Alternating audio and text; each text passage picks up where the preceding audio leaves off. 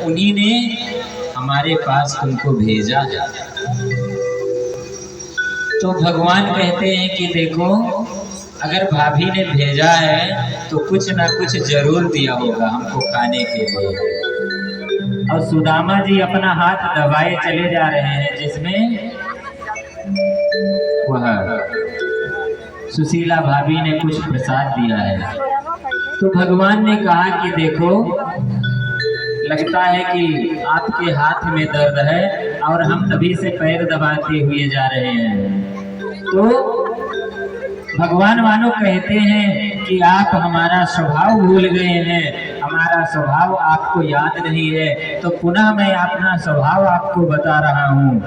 पत्रम पुष्पम फलम तोयम यो मे भक्त्या प्रयच्छति तदहं भक्तिपरतमश्नामि प्रयतात्मनः।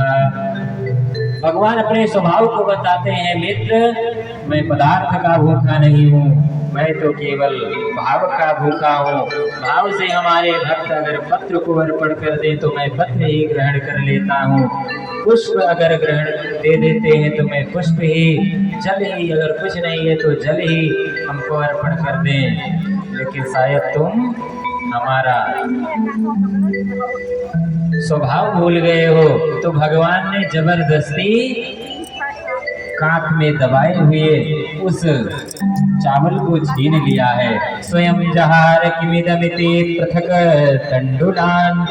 तो उस पोटली को जैसे ही छीना है और पोटली को खोल करके प्रभु मानो उस ब्राह्मण का लाया हुआ प्रसाद पाने लगे।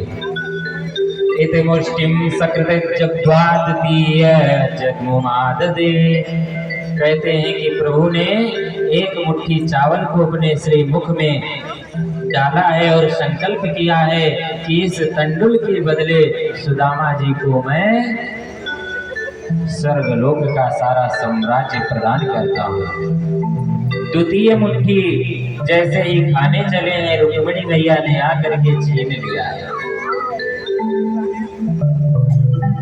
मानो रुक्मिणी मैया कहना चाहती हैं कि यह ब्राह्मण के द्वारा लाया हुआ प्रसाद है, इसलिए हम सब लोग मिलकर के बांट करके खाएंगे, आप अकेले ही नहीं पा सकते।